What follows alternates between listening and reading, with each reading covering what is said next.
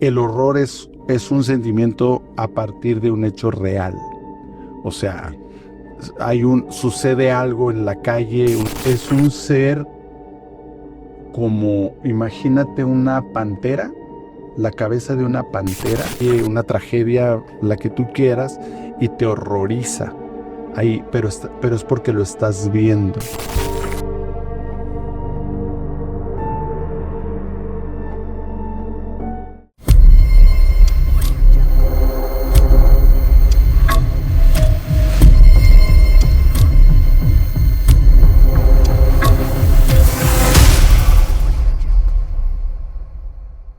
¿Qué tal? Bienvenidos a un capítulo más de su podcast Testigos de lo Desconocido. Mi nombre es Chava Gil y en esta ocasión nos adentraremos al arte de la literatura, de la escritura, con historias que nos llevan a los límites del terror y del horror, de todo lo desconocido.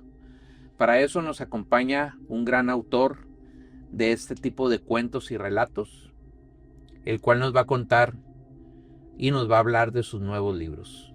Enrique García Rodas, ¿cómo estás? ¿Qué tal, chava? Muy bien, gracias. Gracias por la invitación. Un gusto estar aquí Pues, otra vez. nuevamente, pero en esta ocasión, pues estamos hablando o vamos a hablar, mejor dicho, de tus hijos, que vienen siendo estos libros. Estos dos. Cuéntanos un poquito, de entrada, ¿qué es lo que te inspiró a escribir? Bueno, la verdad es que tanto como algo en específico no es. Fue simplemente el gusto por escribir. Bien, muy chistoso porque cuando estaba en la primaria, yo hacía mis trabajos a máquina de escribir. En la casa había una máquina de escribir mecánica de mi mamá y a mí me gustaba mucho sentir la tecla, o sea, y ya ves que antes golpeaba, ¿no? El rodillo. Ajá, y eso me gustaba mucho.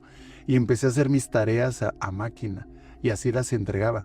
La maestra siempre se quedaba con las tareas, con mis tareas, porque compraba unas hojas muy bonitas, marquilla les decían, este, que tenían un marquito así, tenían textura, eran hasta de colorcitos.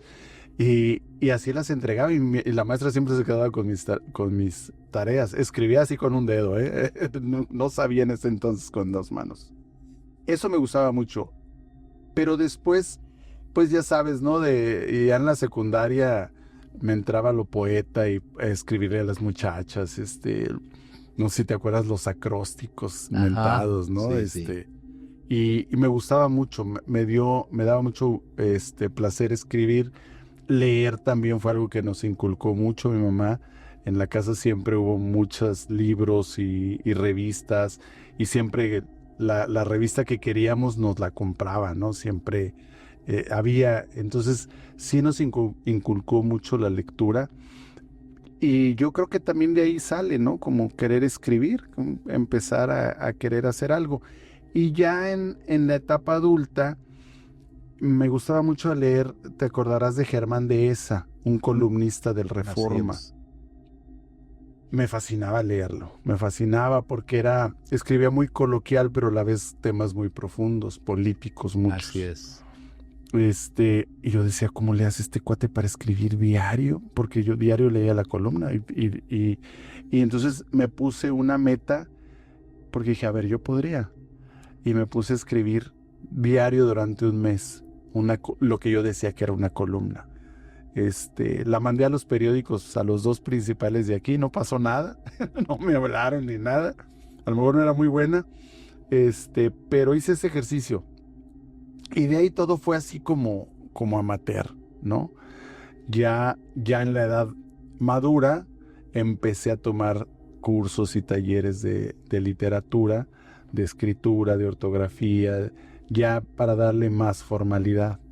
Okay. Y empecé con una idea así de estar observando nada más. Soy muy observador y me gusta mucho observar la conducta humana. Entonces empecé a observar a una persona y ahí entra la parte de la imaginación de decir qué pasaría o cómo sería si esta persona que aparenta una cosa realmente es otra, ¿no? Y de ahí surgió mi primer hijo, que es esta. Que ahorita no venimos a hablar de Wendy, ¿no? Pero ese es el... Pero sí de ahí tiene que surgió. ver también, porque en este libro pues sí hablas o cuando menos algunas pinceladas das de lo que es lo paranormal, ¿no? También. Sí, de hecho sí, se llama Una mirada en la oscuridad, porque sí tiene que ver con fuerzas sobrenaturales. Esta es, vamos a decir, totalmente fantasía. Eh, de repente agarro historias que escucho, historias reales, y les pongo algo de fantasía, y las hago ya con historias que tienen que ver con fuerzas paranormales, ¿no?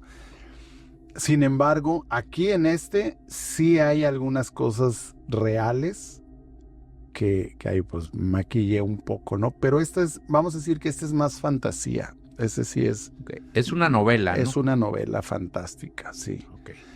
Y en ya habrás visto que es cuentos de terror y horror. Ajá. ¿Qué diferencia hay? Hablando de eso, ¿qué diferencia entre terror y horror? El terror existe en tu mente. O sea, tú puedes sentir terror cuando vas caminando en una calle oscura, solo. A lo mejor ahorita que como está nuestra ciudad, Culiacán, mucha gente le da terror, a lo mejor a las 9 de la noche, ya sienten terror, ¿no? Ajá. Pero eso está en su mente, porque pues nos ha tocado salir a veces muy tarde por cualquier necesidad o cualquier situación y no te pasa nada, pero el terror lo traes en la mente. El horror es un sentimiento a partir de un hecho real. O sea, sucede algo en la calle, una tragedia, la que tú quieras, y te horroriza. Pero es porque lo estás viendo. Ya son cosas que te causan ese horror, pero cuestiones reales, ¿no? Entonces, esa sí puede ser una reacción. Claro, hay personas que pueden no tener horror, perdón, ante la misma situación. Pero básicamente el horror es una reacción del cuerpo, es una emoción, pues, ¿no? Y el terror existe en tu mente nada más, porque hay personas que, repito, pueden vivir la misma situación y no sienten nada, ¿no? Ok. Aquí dice, bueno, el libro del que estamos hablando es Cuentos de Terror y Horror. ¿Realmente son cuentos o de dónde derivan todas estas historias que contiene? Fíjate que lo voy a decir solo esta vez contigo, no lo voy a volver a repetir, porque esto pasa una vez y ya, ¿no? Ya se olvida, ya nadie lo puede ver otra vez. Ajá. La verdad están sustentados en hechos reales, pero no lo quiero vender así porque, pues, ya sabes, ¿no? De repente mucha gente puede decir, ay, ya parece que viste esto, ya parece que viste el otro. Pero sí tienen un sustento en experiencias reales. Están basados en reales. En hechos reales. El libro se divide en dos partes, una en donde está el horror y otra el terror. El terror sí es más fantástico. El terror sí es algo que trato de construir, pues, porque a pesar de que, como dije, están basados en hechos reales, hay unos cuentos en donde sí manejo más la fantasía, o trato de aderezarlo más como fantasía. Es decir, un hecho simple lo puedo magnificar, y los otros sí son hechos de horror. Esos sí son más reales, pues. Esos te los puedes encontrar todos los días. Y algunas de esas historias, pues obviamente que están adaptadas a este cuento, ¿no? A estos cuentos, ¿son personales o son experiencias que te han contado? De las dos. Hay personales y hay historias que me han contado. pero personas en las que creo. Ok. No han sido así como Te dijeron me por ahí. dijeron, no, sí han sido... Tú sabes que pues sí sí. pasaron, ¿no? Pero te digo, a veces no quiero decir son historias reales o basado. No dice en ningún lado que estén basados en historias reales. Porque por evitar un poco la suspicacia de decir, ay, ya parece que esto, ya parece que te van, ¿no? Pues tú léelo y léelo como una historia, como un cuento y se acabó. O sea, disfrútalo o súfrelo, ¿no? A los que nos gusta el terror y el horror, pues los disfrutamos. Y a los que no, me han dicho, amigos, amigas, yo nunca voy a leer tu libro porque no me gusta, No ¿no? se animan nada. No se animan. Y otros que me dicen, ay, lo leí nada más porque eres tú, pero me hizo sufrir y tal, ¿no? Sí. Ok. De estas historias, ¿alguna que te haya marcado a ti? Digo, por algo la pusiste dentro del libro. Sí. Que son de las que son personales, ¿no? Sin decir y sin spoilear, la historia, ¿qué te ha pasado a ti? Digo, porque si se supone que son basadas en hechos reales que te han pasado a ti, pues ya ahí está implícitamente de que sí has vivido experiencias paranormales.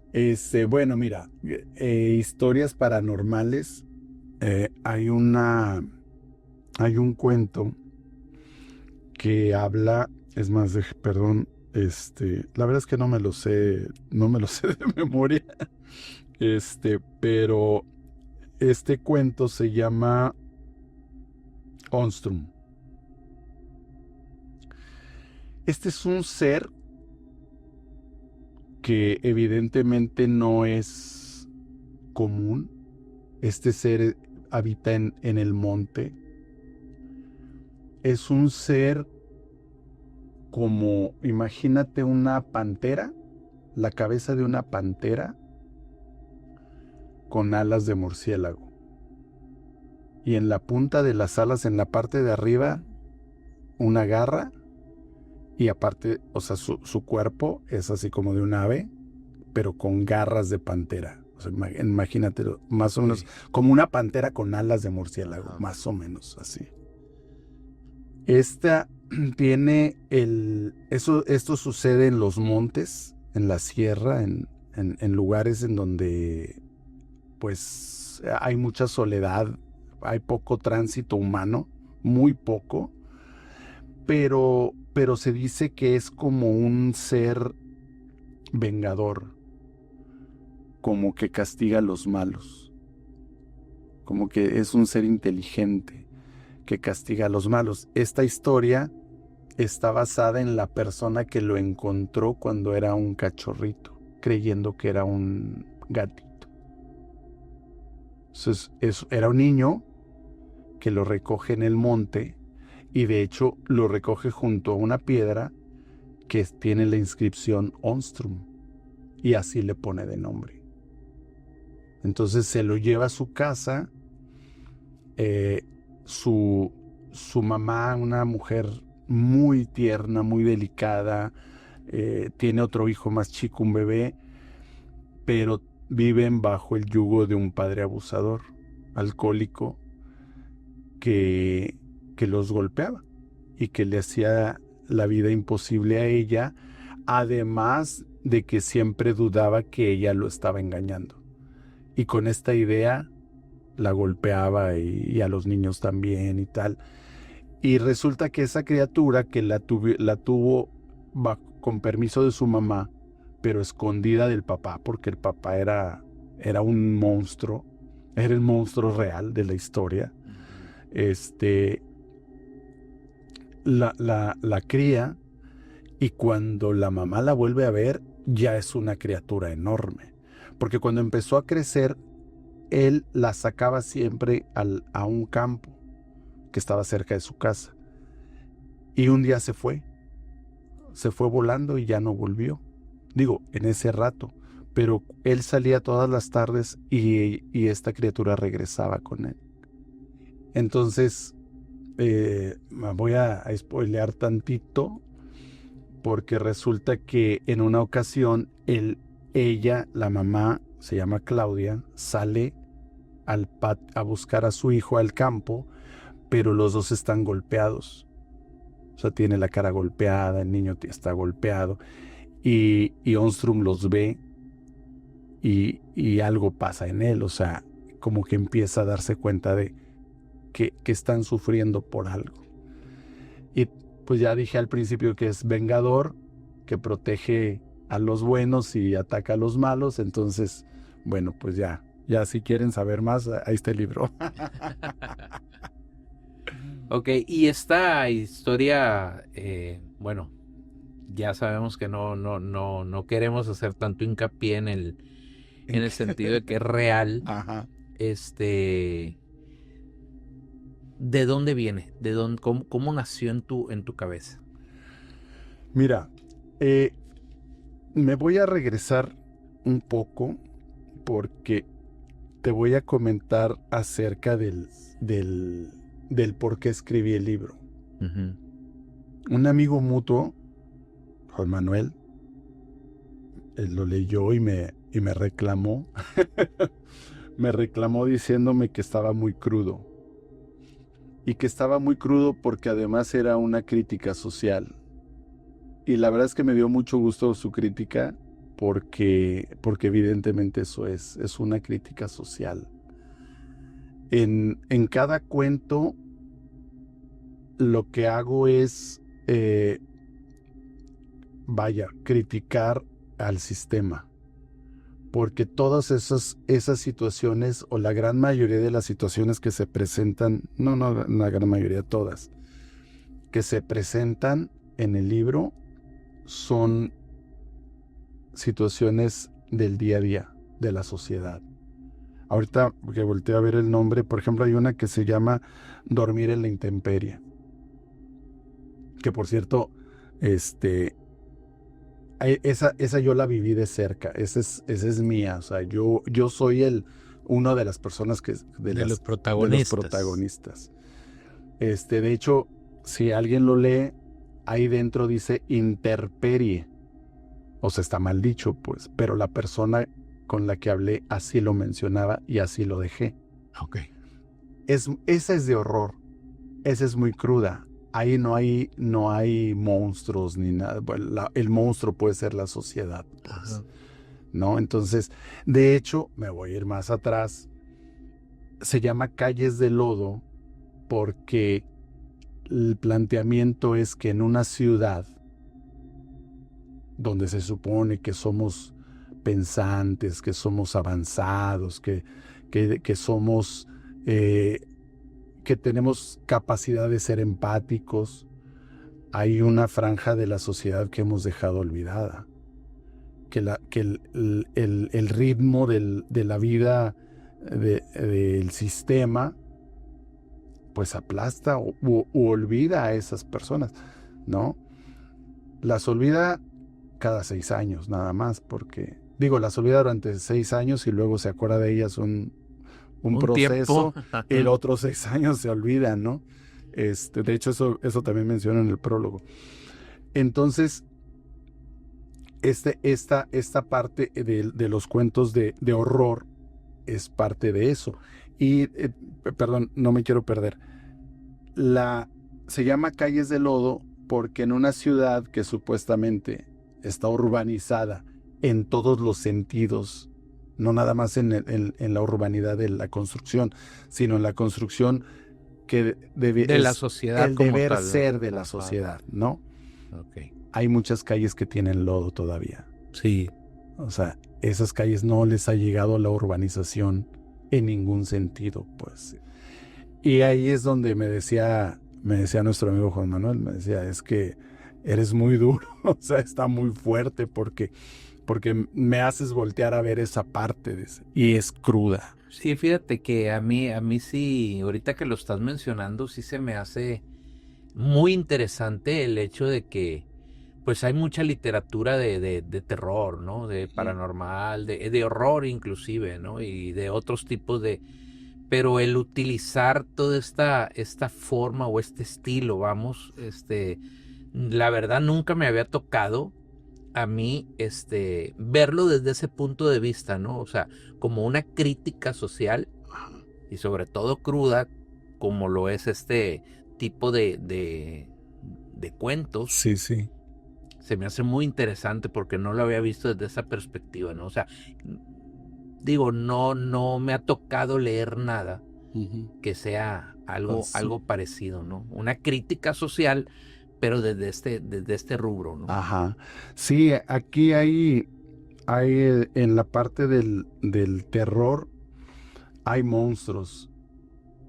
eh, Monstruos que, pues te puedo decir, tienen colmillos muy largos y muerden y etcétera, pero todo es un retrato de la sociedad. O sea, es decir, ¿a quién se le aparecen estos monstruos? ¿A quién devoran? ¿No? Entonces, Ostrom es un vengador, pero hay otros que son al revés. Hay otros que están viendo a ver quién se comen, ¿no? Y voy a aprovechar tu espacio para mencionar, hay uno que se llama Drume, mi niño. Drume también tiene que ver, es duerme, pero me gusta mucho la palabra drume. Hay una canción de cuna cubana que cantaba un autor que se llama Bola de Nieve. Y después Francisco Céspedes la interpretó también. Y en Cuba dicen drume. En vez de decir duerme, dicen drume, drume mi niño. Es muy bonita esa canción. Búsquenla ahí en YouTube, está muy bonita. Y me gustó mucho esa forma de hablar porque es la incorrecta, pues. Es la que habla la gente en las calles de lodo, ¿no? A veces criticamos mucho el por qué no habla bien, por qué no se viste bien, por qué no se comporta. Pues sí, pero hay que ver cómo viven, cuáles son sus posibilidades, qué tipo de vida llevan. Esta que te decía de dormir en la intemperie, así dice, me tocó a mí.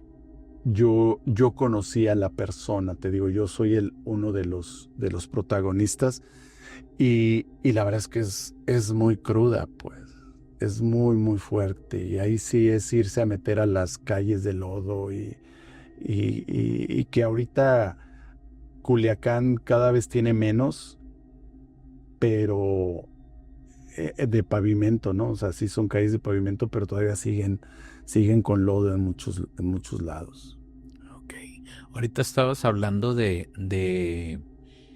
pues que algunas personas te dicen, pues que les da miedo, ¿no? Simplemente que si ya lo leyeron o simplemente leerlo, ¿no? ¿Cómo logras a través de la narrativa el infundir, aparte de que les cae el 20, ¿no? Como ahorita lo mencionas, aparte que les cae el 20 de decir, bueno, están estos problemas, pero ¿cómo logras a través de la narrativa hacer que la gente, o sea, generarles miedo o generarles terror?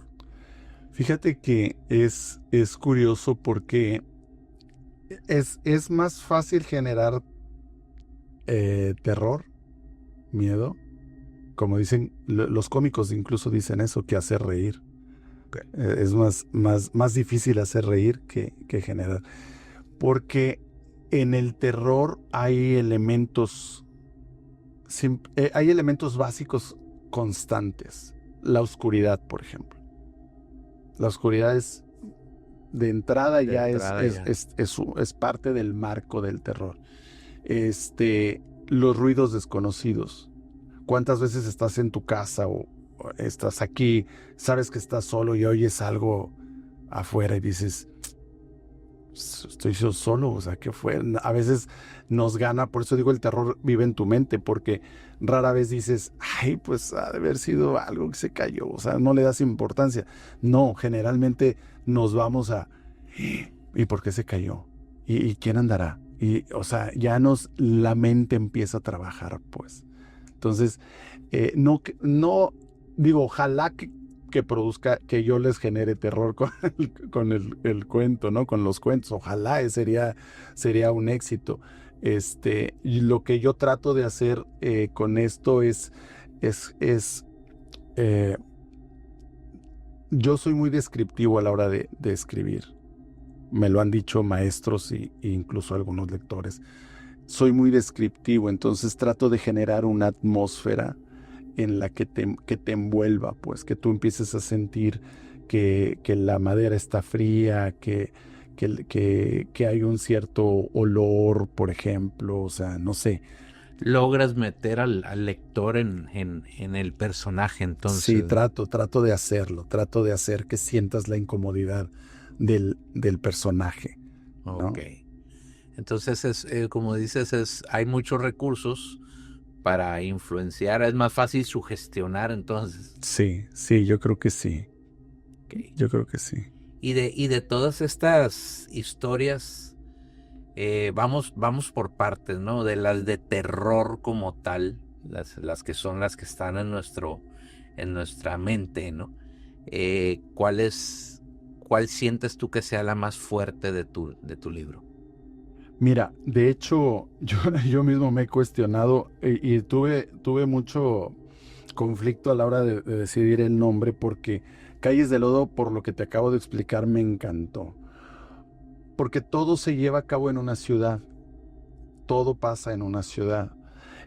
Y el primer cuento se llama Ciudad Silente. Entonces, esa era la otra opción de poner el nombre. Como título del Como libro. título del libro, Ciudad Silente. Pero la verdad es que hasta después me entré en ese conflicto, pero con Calles de Lodo ya estaba yo muy casado. Y por más que le estuve pensando, no. Y a tu respuesta, pues sí, Ciudad Silente sería pues pudiera decir no el preferido, pero sí es la base de todo. Okay. Sí es la base de todo, es el cuento más largo y está relacionado con el que sigue, que se llama El Profe Celso. Esos dos están relacionados, y ya después en adelante hay otros que sí se relacionan. Entre ellos hay cierto ligamento, ¿no? Porque de repente vas a estar, leíste una historia, por ejemplo, hay una que se llama El Loco Jimeno, es un personaje urbano, y en otro cuento vas a decir, sí, allá es donde vive el Loco Jimeno, mencionado nada más, ¿no? Ya estás creando tu propio universo. Eso exactamente, es como un universo. ¿Y dentro de ese universo entra Wendy también, la otra novela? No, No, Wendy tiene su propio universo. Entonces, pudiéramos decir que va a haber más de los dos, de ambos. Sí. De forma diferente, ¿no? Sí. Yo creo que si hubiera una segunda parte, o la segunda parte que puede ser de Calles de Lodo, será en ese universo, ¿no? Y de Wendy, sí, de Wendy ya empecé la segunda parte. Okay. Wendy es como una... Bueno, voy a aprovechar para hablar un poquito de Wendy. Wendy trae su fuerza sobrenatural de sus antepasados. Entonces, hay una historia de sus antepasados y por qué es que ella ahora tiene... Ahora es. Ajá. Exacto. Entonces, como que Wendy sí trasciende al tiempo, pues. Ok. ¿No? Y volviendo a Calles de Lodo, me dices que posiblemente va a haber una segunda parte. ¿Cómo fue la selección, vamos, de cuentos? De cuentos. Tienen más, ¿verdad? O sea, sí. que no están publicados. Sí. Fíjate que es bueno comentar, te comenté al principio que he tomado varios talleres de literatura y de ortografía. Bueno, he tratado de prepararme, ya tengo varios años en esto. Y en esos talleres, pues, tenemos que escribir un cuento, ¿no? Entonces, el maestro, pues, te da un tema y evidentemente te enseña técnicas y demás. pero vas practicando. Y Ciudad Silente surgió de un cuento, de un taller. De ahí surgió. Te estoy hablando de un cuento de media cuartilla. O sea, ni siquiera una hoja. Ese era el cuento. Pero me gustó mucho. Me gustó mucho y lo empecé a desarrollar. Al grado que es el cuento más largo. Este cuento tiene 22 páginas, 22 cuartillas. Órale. Se fue a 22, que la verdad, el que sigue, el profe Celso, tiene 10. La verdad, mi editor me decía que los dejáramos todos los dos juntos, pero yo creo que el profe Celso tiene su propia esencia y optamos finalmente por separarlos. Merecía su propia historia. Su propia historia. Pero sí, eso sí están totalmente ligados, totalmente. Ok, y en todo este tipo de historias que vienen narrando, dices algunas ligadas, otras no tanto, pero digo, dentro de todo este universo, ¿hay algún tipo de terror que se adapte no tanto a la crítica, sino se adapte un poquito más al terror común de toda la gente? O sea, porque ahorita estamos hablando de que, o nos estamos dando cuenta que estas historias o estos cuentos, pues están un poquito más enfocado a la crítica social. Uh-huh. Supongamos que alguien lo compra porque le encanta el terror.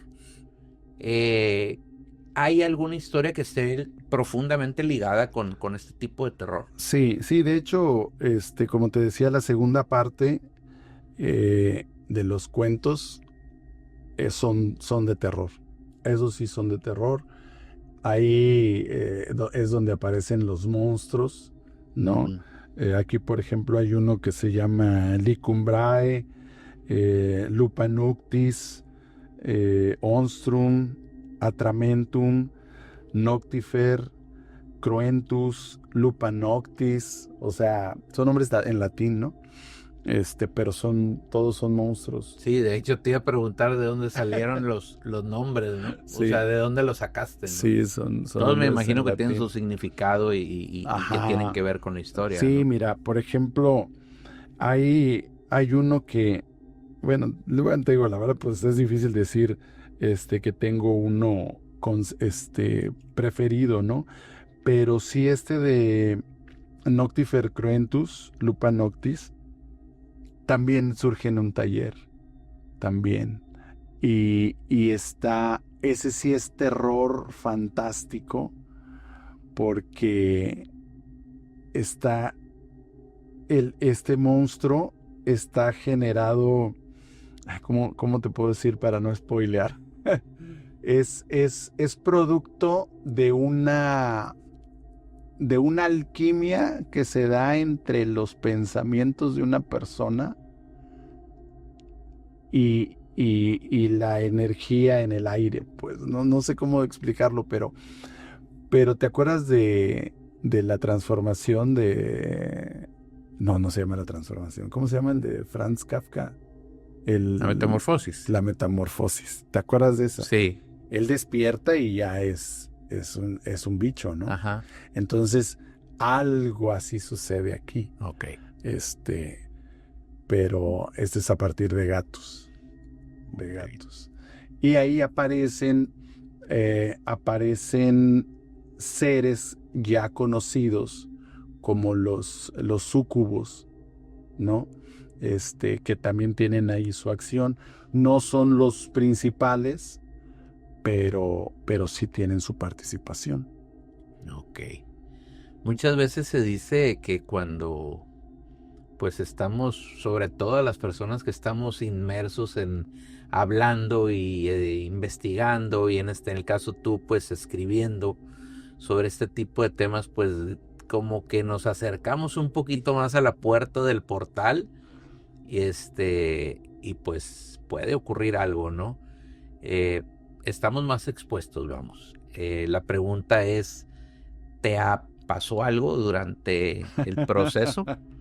Fíjate que sí, y fueron varias cosas, pero yo sí soy más de Escéptico. Ajá, busco la lógica, porque yo escribo de madrugada. O sea, yo termino de escribir 4 de la mañana. Y a esa hora voy terminando, ¿no? De una a 4, de 12 a 4, de 11 a 4, más o menos. Entonces a esa hora ya no hay ruidos, ya no se escucha nada. No hay música, ni carros, ni perros, es raro. Yo tengo 4 perros y mis perros están dormidos profundamente. Y yo trabajo, está mi computadora aquí en la pantalla y aquí está la puerta, luego enseguida está la puerta y siempre está abierta. Entonces me ha tocado ver pasar sombras. Ok. Pero yo digo, o sea, estoy trabajando y veo que pasó algo. Y digo, ay, no sé qué haya sido. O sea, prefiero no. Fue una pestaña del ojo, ¿no? No pensar, pues, no, propiamente. Y lo más que me pasó, que eso sí, ahí sí no le pude encontrar lógica. Estaba acostado yo boca abajo y con esto de que se te sube el muerto. Ajá. Desperté y me di cuenta que no me podía mover, en absoluto. Pero enseguida estoy aquí recargado en la almohada, en la parte libre de la almohada, siento que están como rasgando, como empujando y rasgando. Yo dije, esto es un animal, o sea, esto ya no me lo estoy imaginando, porque estoy sintiendo que se mueve la almohada y hasta escucho así como unas garras, pues. Entonces yo pensé, dije, me va a atacar algo, o sea, ahí sí, pero no me podía mover. Y no es la primera vez que me pasa eso de que se me sube el muerto. Científicamente por ahí dicen que el cerebro no despierta antes que tu cuerpo, algo así, ¿no? No es la primera vez que me pasa, me ha pasado varias veces. Pero en esa ocasión sí fue algo. Las veces anteriores, se hace cuenta que medio despertaba y como que veía luces raras, como si fueran patrullas. Ya sabes, o sea, así destellos, así parpadeando, estroboscópicos. Pero pues no le daba ya más. Pero esa vez sí dije, no, esto no me lo inventé, o sea, esto sí fue real. Pero aparte de raro, sentiste, o sea, ¿tú te sentiste con miedo? Sí me dio miedo. Sí, porque me sentía... ¿Sentiste algo real ahí? Sí, o sea, eso... Por eso te digo, las sombras que he visto pasar, digo, ay, no sé qué sea. A lo mejor es algo de la calle, no sé. O sea, no quiero darle más. Que sí me he parado, ¿eh? O sea, sí de repente me paro como y salgo a ver. Asomarte, O sea, a ver sí, qué. porque de repente sí es muy... Pero a veces también digo, pues mi perro, con la proyección de una luz, su sombra se hizo más grande y pasó. Y sí ha pasado en algunas veces que salgo y está allí. No me consta que haya sido el perro, pero ya no le doy más. Ya le echamos la culpa a él. Sí, ya no le doy más fuerza. Y este tipo de sucesos que se le pudieran atribuir o no, casualidad o no, te inspira, te detiene, o te da igual. Me da igual. La verdad es que disfruto tanto escribir, me meto tanto en la escritura, que por eso se me va el tiempo. La verdad es que me dan las 4 de la mañana porque se me va el tiempo. Ya de repente siento el cuerpo cansado y ya es cuando volteo, digo, a ver qué hora es, o sea, ya es muy tarde, pero porque siento el cuerpo cansado, pero la mente está trabajando a 1000. Entonces ya digo, no, ya le tengo que parar aquí. Ahorita mencionabas que eres, bueno, que le buscas la lógica a todo, o sea, eres más escéptico que. Ajá. La pregunta obligada, ¿tú crees en lo paranormal? Sí creo porque incluso científicamente hay formas de creer. Mire, te voy a poner algo que a mí, la verdad, me voló la cabeza. Para mucha gente no sé qué piense, pero a mí me voló la cabeza. Si tenemos una radio aquí, vamos a sintonizar una estación está en una frecuencia. Pero las otras estaciones, ¿dónde están? Están en otras frecuencias. Están sucediendo. En el mismo tiempo. Pero el aparato no las capta. Ajá. Entonces, nosotros podemos ser un sintonizador de frecuencias. Y yo he escuchado gente que estudia más de esto y que dice, es que aquí en este momento hay dinosaurios. Aquí en este momento se está librando una batalla de Napoleón. En este momento están los aztecas. O sea, pero son frecuencias diferentes. No las podemos ver. Ahora, el hecho de que un personaje se brinque una frecuencia, ¿será eso un fantasma? ¿Será eso una visión? ¿Será eso un monstruo? O sea, yo trato de verlo lógicamente, hasta científicamente, y como te digo, para mí esa parte científica, a lo mejor un científico me tapa la boca con 2, 3 argumentos, ¿no? Pero en mi limitado conocimiento es lo que me da a decir, sí creo que pueda pasar algo así. ¿Te acuerdas de la película Los Otros? Así es. Sí, muy buena. ¿Quiénes eran los fantasmas, ¿Quiénes eran no? los buenos y los malos? Ajá, ¿no? exacto. Sí, ellos pues ni cuenta se dan. Porque yo sí, fíjate que me he preguntado también eso, ¿no? Pues hasta la fecha puede haber mucha gente que tiene conocimientos, mejores conocimientos que nosotros, que el público en general, y que, como dices tú, le encuentre algún tipo de argumento mucho más solidificado, ¿no? O más válido, vamos. Uh-huh. Pero yo sí me he llegado a preguntar, todavía no conocemos las, ¿cómo se puede decir? La metodología para poder accesar conscientemente y con cuando quieras, etcétera. Cuando menos las personas que yo conozco no lo pueden hacer, accesar a otra realidad, ¿no? A otra sintonía o otra dimensión, como le quieran llamar, ¿no? Entonces yo en base a eso sí me he quedado pensando, capaz de que en este momento se conjuga todo, que no sabes qué es eso, qué es el todo, y que yo o tú a veces somos un fantasma para otra dimensión. Bueno, te voy a platicar algo que a mí me voló la cabeza. Y lo he venido armando, ¿no? Escuché primero, hay un jovencito que se llama Quique Boster. Le voy a dar el crédito porque él es el que a él se lo escuché la primera vez. Y dice, imagínate que cuando se dan las primeras células protozoarias, ¿no? Y empiezan a desarrollar la visión. ¿Qué veían? Nada más veían luz y sombra, nada más. Sigue avanzando la humanidad, el desarrollo de la naturaleza, y se van generando seres cada vez más grandes, más complejos, y la visión se va haciendo más compleja. Entonces, bueno, me voy a quedar hasta ahí con el comentario de él. Escucho ahora a otra persona también en YouTube, que él no me acuerdo el nombre. Él dice, en los tiempos de Jesucristo veían 4 colores. A mí no me consta, pero él dice que en la Biblia dice que veían 4 colores. ¿Nosotros cuántos vemos ahorita? Entonces, él dice que el ser humano se está desarrollando y cada vez va a captar más cosas.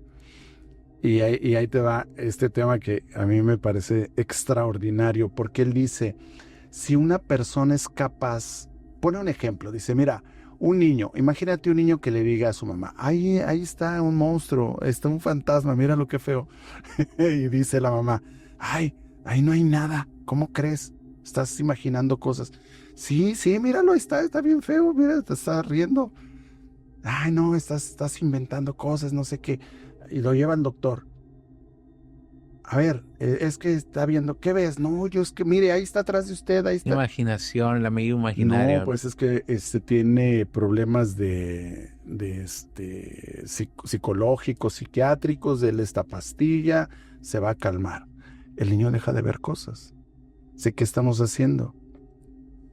limitando. Entonces, dice él, pues la esquizofrenia, por ejemplo, oigo voces, veo cosas, dice, ¿no será que son personas que están más desarrolladas que uno? Más abiertas, ¿no? Que son capaces de ver otras cosas que nosotros no podemos ver. Y me remito al tema que te decía de las frecuencias. Si tú eres una frecuencia, una antena con una capacidad y hay otra con otra capacidad que Más capta grande, más ¿no? cosas, pues obvio que si la mayoría, por decir los normales, la mayoría no captamos eso, cuando llega alguien así, decimos, no, está loco. Sí, pues es que a fin de cuentas, si nos remontamos a la historia, simplemente en la época de la Inquisición, ¿no? Por el hecho de solamente curar con plantas, pues ya eras bruja y te quemaban en la hoguera, ¿no? Así era la manera de juzgar, porque era lo que ellos en su momento, digo, no le doy crédito que esté bien, pero en su momento ellos no lo veían mal, porque era el escaso conocimiento que tenían del tema. Entonces, sí es cierto, ¿no? O sea, tienen mucha razón en eso de que muchas veces el no nosotros conocer realmente lo que es, pues se lo atribuimos, puede ser a algo llamado fantasma, algo fuera de este mundo, o simplemente locura. Así es. O hasta nombre le ponemos como esquizofrenia o etcétera. Sí. Este investigador que te digo, él le pregunta al entrevistador, ¿dónde encontrarías tú ahorita las personas más inteligentes del mundo? ¿Dónde crees? Y le dice, no, pues en las universidades, en los laboratorios desarrollados. No, dice, están en el manicomio. Porque se salen tanto de la norma que decimos, no, está loco este. ¿Cómo crees? Está loco. ¿Y qué les ha pasado a los que han ido un paso más allá? Va el caso de Jacobo Greenberg en México. Desaparecido. Él estaba viendo la posibilidad de la telequinesis. Estaba viendo la posibilidad de la materialización de hasta de objetos, de órganos vivos, que era lo que hacía Pachita. Entonces, y de repente desapareció. ¿Por qué? Porque no convenía. Así como el que inventa el auto que funciona con agua, o no conviene el sistema, pues así es. Te van a bajar este video. Fíjate. Esas cosas. Fíjate, en un capítulo anterior, si no lo han visto ahí, chéquenlo. Estábamos platicando con un doctor y me dijo un caso muy curioso, ¿no? Que nunca me había puesto pues ni siquiera a analizarlo, menos a pensarlo, ¿no? Ahorita que dijiste de los pues que están en psiquiátricos, ¿no? Me dijo un dato que a mí me pareció súper interesante y me dejó mucho tiempo pensando. Me dice, ¿sabes tú que en un manicomio no existe cáncer? Ah, sí, ya lo había sabido. ¿Por qué? Porque ellos pues están en otra frecuencia, o sea, y el cáncer es derivado de todo lo que sufrimos, de todo lo que arrastramos y de que uno de cierta manera lo vas generando, ¿no? Sí. Entonces ellos como están en otro nivel, pues no Sí, se enferman de eso. Sí, dicen que el cáncer es somatizar las ideas y los sentimientos, las emociones. Sí, y como es, hay muchas enfermedades por el estilo, ¿no? Sí. Que se generan a partir de... Así ¿no? es, sí, las emociones son cargas energéticas muy fuertes, que si no les damos salida, porque no está mal tenerlas, la cuestión es no darles salida. Así es. Entonces esa energía tiene que ir a algún lugar y se queda atrapada en tu cuerpo y te puede doler la cabeza, el estómago, la garganta, ¿no? En casos simples. Pero cuando va más allá, sí ya puede generar cuestiones como cáncer. Ok. Y volviendo al libro y a las historias ya nos ¿Qué fuimos libro? hasta ¿tú crees que sea un tipo de escape para ti eso?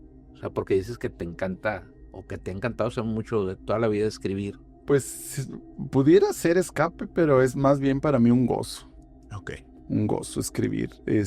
La verdad que este mundo de la literatura, el mundillo de la literatura, es complicado porque pues requiere de mucha inversión. Entonces el hecho de que te publique un editorial no es fácil. Yo no te puedo decir que he tocado 1000 puertas y se me han cerrado. La verdad que no. Soy medio desesperado, entonces he optado por autopublicarme. Las dos son autopublicaciones. Viene una tercera que no tiene nada que ver con cuestiones paranormales. Al contrario, es una novela cotidiana, pero he optado por eso. Entonces, el hecho ya de salirte de esa norma de las editoriales, pues ya es un poquito más complicado. Entonces, así que digas, escribo porque quiero, no sé, trascender en el mundo de la literatura. Sí, no. Ojalá, O sea, digo, ojalá. ojalá, Sí, ¿no? sí me gustaría, por supuesto. Pero no es el objetivo, porque finalmente si ese fuera, tendría que esperarme a que una gran editorial le diera toda la difusión que me gustaría. Escribo por mucho placer propio y ya si alguien lo lee y le gusta, para mí es ya un logro enorme, ganancia. Y aparte yo siento que, bueno, no sé, pero me imagino que es un poco más libre, ¿no? A fin de Sí, cuentas. totalmente. Mira, yo tengo mis editores que han sido maestros míos de literatura, y ellos me ayudan en esa parte. Eh, sí, a lo mejor son más consentidores conmigo, y me permiten cosas, pero también sí me guían mucho. O sea, sí hay cosas en donde ya no es como nada más decir, ay, que esté integrado. No, mejor que cada quien, que sean dos cuentos. No es tan simple. Hay cosas en donde sí, mira, cuando tú escribes, por ejemplo, tú tienes una idea y tú la plasmas. Como tú tienes la idea y tú la plasmaste, tú crees que el que la lee va a tener la misma idea que tú. Entonces, cuando lo contrasto con ellos, por ejemplo, ellos me dicen, a ver, ¿a qué te refieres aquí? Porque aquí no No tiene ni cuadra. pies ni cabeza. Ah, ok, entonces, no, pues que aquí tienes que decir así y así. Entonces, sí tengo quien me corrija, pues, porque también la literatura es muy celosa, es muy, muy celosa. No, yo puedo leerlo, me ha tocado, pues no sé, Wendy la leí 200 veces, más de 200 veces. Y cuando se la entrego a él, le encuentra errores. O sea, yo dije, ¿a qué hora se me pasó esto? Ajá. Pero se pasa. Entonces, es muy celosa en que necesita mucha revisión, necesita no nada más ortográfica, gramática, de composición. O sea, sí te exige mucho. Sería muy tonto, puedo decir ególatra, pero es más bien tonto publicar algo sin que te lo revise nadie. Y fuera de estos mentores o que te ayudan a llevar por buen camino tus historias, sobre todo en esta parte de terror y horror, misterio, todo esto, ¿en quién te inspiras? ¿Hay algún tipo de autor en el que... Sí, definitivamente. Mira, eh, nuestro maestro mexicano, por excelencia, el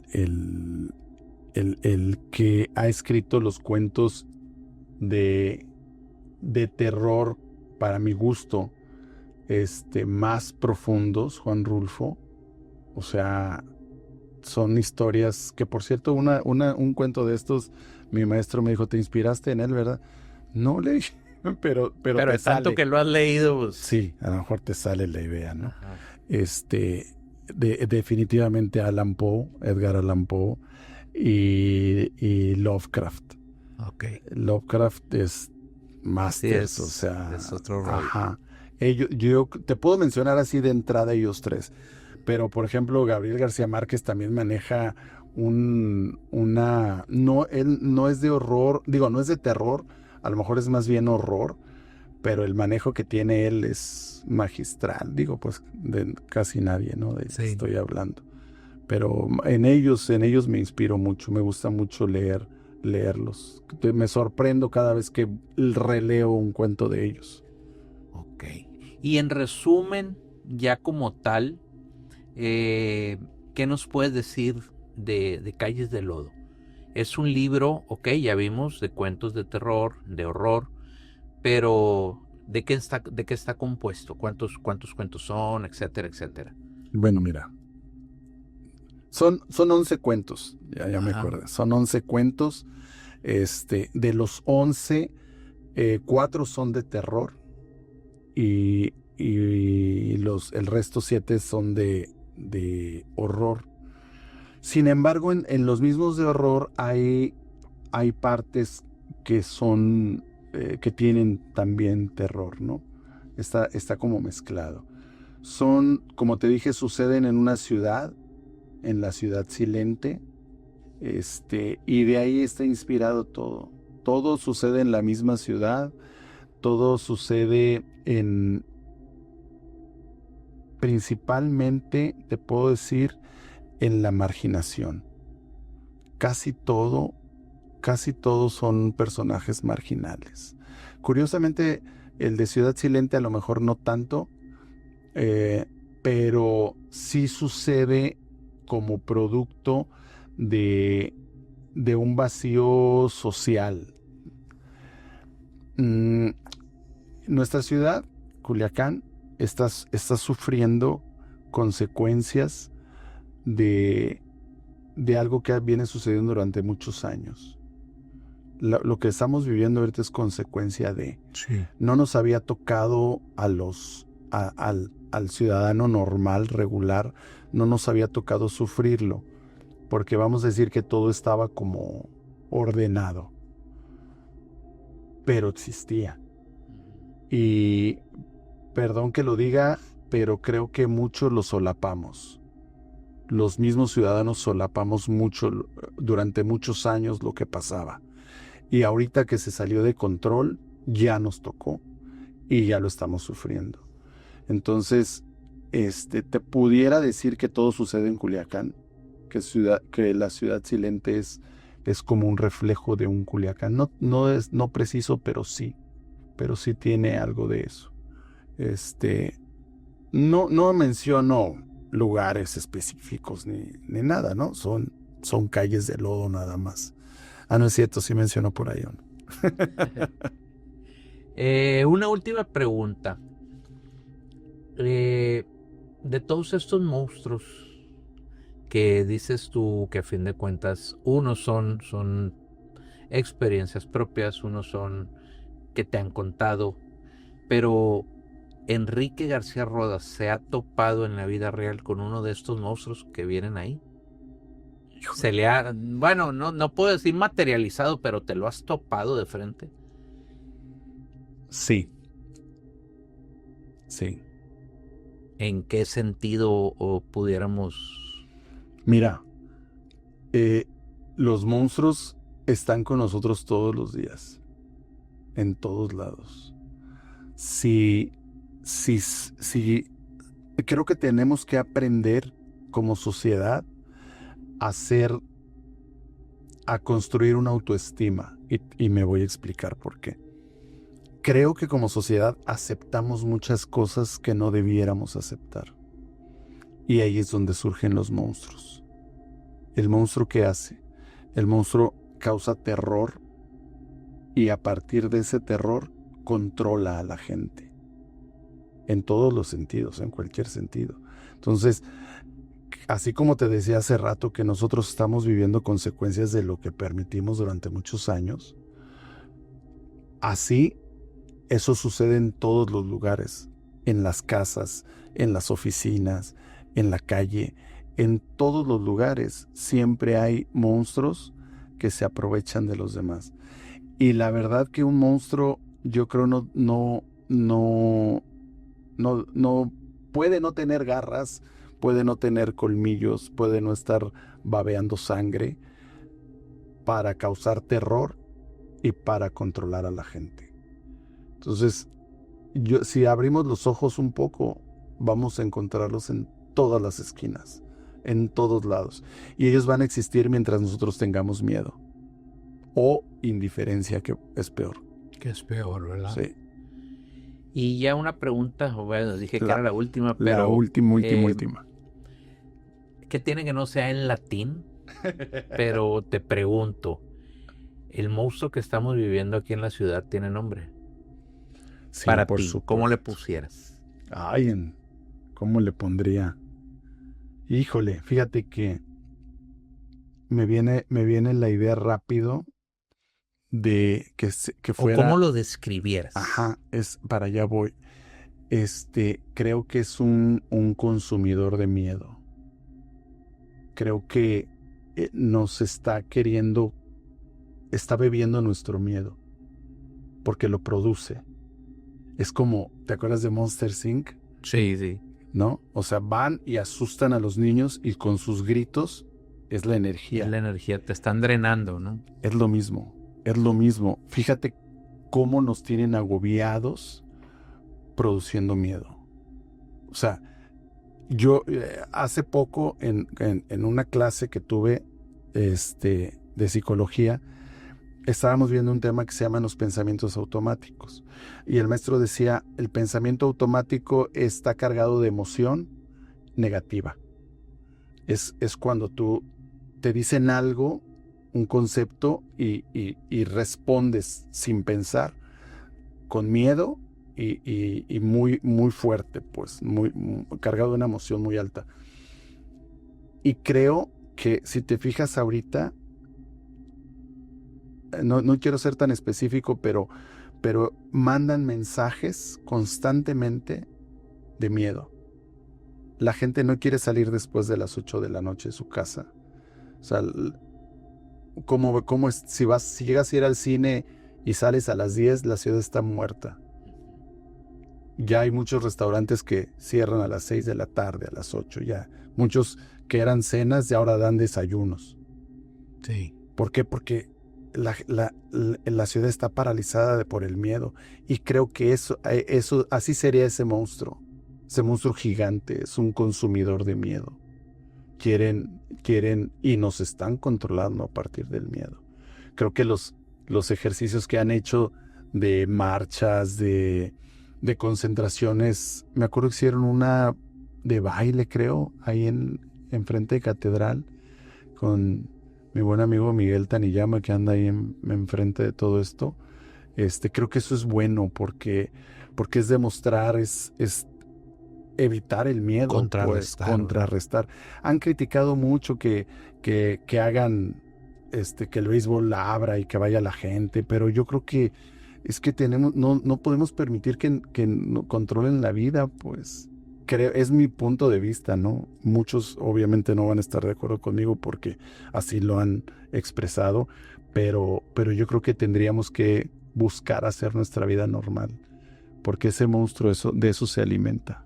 Y hablando de control y de este monstruo que nos han creado, ¿sientes tú que, vamos a llamarle así, ¿no? La Matrix, ajá, lo ideó especialmente para nosotros? O sea, me imagino yo que si nos ponemos desde esta perspectiva, puede ser un monstruo creado específicamente para nosotros porque, pues no sé por qué, pero nos tocó.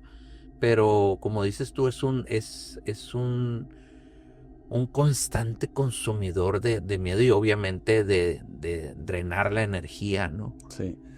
Yo creo que, como te dije hace rato, yo creo que la maquinaria se descompuso. Y se desvieló. Se les fue. Porque antes funcionaba todo bien. Ajá. Antes funcionaba. Y desafortunadamente no nos dimos cuenta y como te digo, lo solapábamos. Y se descompuso, se desvieló y quedó esto y fue como una reacción, pues como ver, ahora vamos por esto, pues, Y ¿no? como dices tú, es consecuencia de mucho tiempo, ¿no? Porque antes nos controlaban de otra forma, Ajá. no nos dábamos cuenta, pues estábamos todos contentitos con muchas cosas que no deberíamos haber estado contentos Pues no. si hubiéramos sido más inteligentes. Pero pues nos dieron cosas que nos gustaban, nos empezaron a dar gustos en muchos sentidos, aceptamos, y ahora que se descompone, pues ahora sí dicen, a ver, entonces ahora ustedes me van a dar lo que yo necesito. Ok. Es mi... Bueno, pues con esa reflexión nos vamos. Antes de irnos, pues agradecerte el tiempo que te prestaste por estar aquí. No, al Y contrario. pues aquí es donde entramos, dónde pueden adquirir tus libros, cómo le pueden hacer a la gente que esté interesada en adquirirlos. Mira, ahorita los dos están en Amazon. Están de venta en Amazon. Tengo entendido que de repente tardan un poquito porque son importados. No he logrado tener algo más próximo. Estoy trabajando en ello incluso para yo tenerlos y yo podérselos vender. Estoy publicando y publicaría ya el momento en el que se puedan comprar a través de mí, a través de mi página de Facebook, Enrique García Rodas. Ahí es donde estoy publicando. Incluso si alguien ya lo compró y lo leyó, que suba por ahí una foto, un comentario. Si es bueno, si no es bueno, no lo suban.